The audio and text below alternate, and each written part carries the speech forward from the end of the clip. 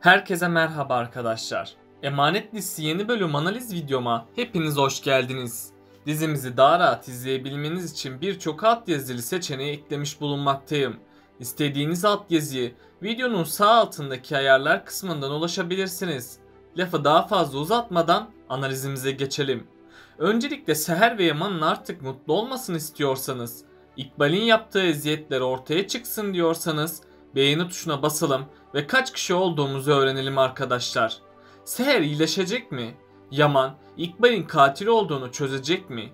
Seher, Yaman'a ne anlatacak? İkbal'in yaptıkları ne zaman sonuçlanacak?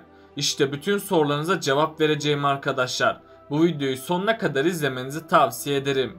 Emanet dizisinin yeni bölümünde en son Seher, Yaman ve doktorun konuşmalarını duydu. Seher kalıcı olarak felç kalacağını öğrenince büyük bir üzüntü yaşadı. Seher, Yusuf ve Yaman ile ilgilenemeyeceğini sanıp morali bozulacak. Seher tüm bunları düşündükçe bir karar vermek isteyecek ve Seher'in kararı Yaman'dan ayrılmak olacak.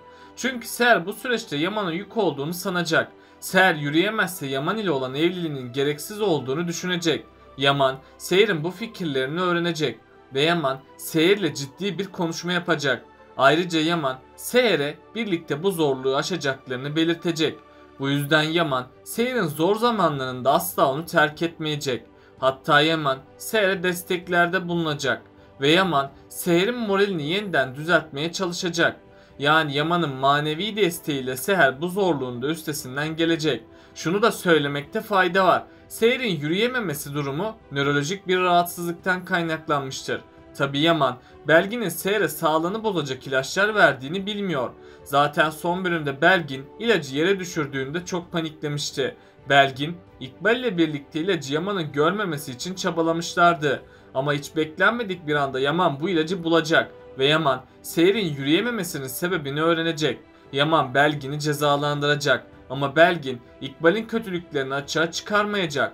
Çünkü bir zamana kadar İkbal kötülüklerine devam edecek. Ama hiç beklenmedik bir anda İkbal'in sonu feci bir şekilde gelecek. Çünkü İkbal'in yaptığı kötülükler onun yanına kalmayacak. Bu yüzden yanında İkbal yaptıklarının cezasını çekecek. Yani İkbal kötülüklerine devam ederek kendi sonunu getirmiş olacak. Ayrıca Seher'in yürüyememe durumu yakında çözüm bulacak. Yani yürüyememe durumu uzun sürmeyecek. Çünkü Seher dizinin başrol oyuncusudur. Seher başrol oyuncusu olduğundan uzun bir süre felç kalması düşünülemez. Daha Seher ve Yaman birlikte birçok şey yaşayıp geçirecek. Hiç beklenmedik bir anda Seher'de gözle görülür düzelmeler yaşanacak ve tam ümitlerin kesildiği noktada yeni umutlar yeşerecek. Böylece Seher yeniden toparlanacak. Bu yüzden Seher eskisinden daha iyi bir şekilde yürümeye başlayacak. Hatta Seher ve Yaman birlikteliklerine kaldıkları yerden devam edecek. Bu yüzden Seher ve Yaman asla ayrılmayacak. Yaman'ın Seher'e olan aşkı daha da artacak. Yaman bu süre içerisinde Seher'den ayrı kalmaya dayanamaz hale gelecek. Seher de Yaman'ın ilgisini gördükçe ondan ayrılmayacak. Önümüzdeki bölümlerde Yaman Seher'e çeşitli sürprizler yapacak. Bu sayede Seher ve Yaman gittikçe daha çok yakınlaşacak. Yaşanan kötü olaylar Seher ve Yaman'ın arasındaki bağı daha da güçlü yapacak. Belgin, Seher'i ilaçlarla zehirlemeye devam edecek.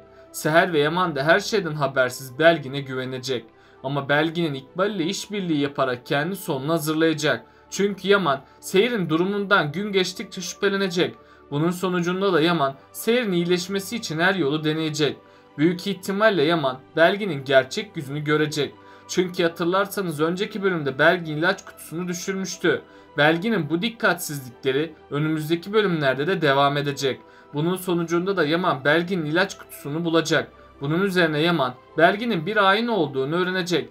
Böylece Belgin'in de sonu gelmiş olacak. Ama şimdilik İkbal'in gerçek yüzü ortaya çıkmayacak. İkbal bu durumdan da kurtulmanın bir yolunu bulacak. Seher ise gittikçe iyileşecek. Çünkü Belgin son iğneleri vurmadığı için Seher'den kurtulacak. Seher kendisine zehirli iğneleri vurmadığı için iyileşmeye başlayacak. Hatta Seher de nasıl iyileşip yürüyebildiğine şaşıracak. Yaman ve Yusuf da bu haber ile çok mutlu olacaklar. Onların mutlu olduğunu gören Seher çok sevinecek. Ayrıca Yaman Seher'e güzel bir sürpriz daha yapacak. Ayrıca Yaman bu olaylardan sonra Seher'i el üstünde tutacak. Hatta Yaman Seher'i konağın yeni hanımı edecek. İkbal'in de konak hanımlığı gittiği için kıskançlıktan çatlayacak. İkbal kötülük yaptıkça Yaman'ı Seher'e daha çok bağlayacak. Bundan sonra aşkın kokusu tüm konağı saracak. Yaman ve Seher'i kimseler ayıramayacak. Bu aşkın üzerindeki kara bulutlar dağılacak. Yaman ise Seher'den bir bebeğinin olmasını dileyecek. Seher de Yaman'ın bu isteğini duyunca içi içine sığmayacak. Çünkü Seher sevdiği adamdan bir çocuğu olacağı için dünyalar onun olacak. Böylece onlar arasındaki ilk yakınlaşma gerçekleşecek. Bu yakınlaşma sayesinde aşk ağacı ilk meyvesini verecek. Tüm konaktakiler bu haberle kötü günlerini unutacaklar. Ama İkbal onların mutluluğuna gölge düşürmeye çalışacak. İkbal bu girişimde bulunarak kendi sonunu hazırlayacak. Çünkü İkbal'in yapacağı son kötülük dağlar aşacak. Yaman da sonunda İkbal'in bir hain olduğunu öğrenecek. Yaman gerçekleri öğrendiği gibi İkbal'i polislere teslim edecek. İkbal konaktan gittiği için Zuhal'e de yol görünecek. Çünkü İkbal Zuhal'in tek finansman kaynağıydı. Zuhal kötülük peşinde koşacağının hakkını çalıştırmalıydı. Zuhal harcadığı binlerce doları biriktirseydi şu an çok zengin olmuştu. Hatta Zuhal'in Kırımlı mirasından daha çok parası olurdu. Yani bundan sonra kötüler cezalandırılacak. Diğer yandan da iyiler yaptıkları iyiliklerin karşılığını alacak. Yaman ve Seher'in aşkı eskisinden daha büyük bir hale gelecek. İkbal'in kötülüklerine rağmen Yaman Seher'i asla bırakmayacak. Seher de Yaman'ın kendisine verdiği destekleri gördükçe çok mutlu olacak. Seher ilk zamanlar yürüyemediği için Yaman'dan ayrılmaya karar verecek. Seher kendisinin Yaman ve Yusuf'a yük olduğunu düşünecek. Çünkü hatırlarsanız önceki bölümde Yusuf lavaboya gitmişti. Ama Yusuf birdenbire içeride kilitli kalmıştı. Yusuf'un çırpınışlarını duyan Seher ise Yusuf'a yardım etmek istemişti. Ama Seher bunda başarısız kalmıştı. Seher yürüyemediği için Yusuf gibi Yaman'a da faydalı olamayacağını sanacak. Bu yüzden Seher'in psikolojisi gitgide bozulacak. Yaman ise Seher'in bu durumunu fark edip ona yardımlarda bulunacak. Yaman asla Seher'i yalnız bırakmayacağını haykıracak. Seher ise Yaman'ın destekleriyle iyileşmeye başlayacak. Önümüzdeki bölümde Belgin, İkbal'in söylediklerini yapmaya devam edecek. Ayrıca Belgin'in Seher'e vurduğu iğneler tamamen etkisini gösterecek. Doktorlar ise Seher'in tamamen felç kaldığını belirtecekler. İkbal de Belgin ile işi bittiği için onu konaktan göndermeye çalışacak. Yaman ise Seher felç kaldığı için çok üzülecek.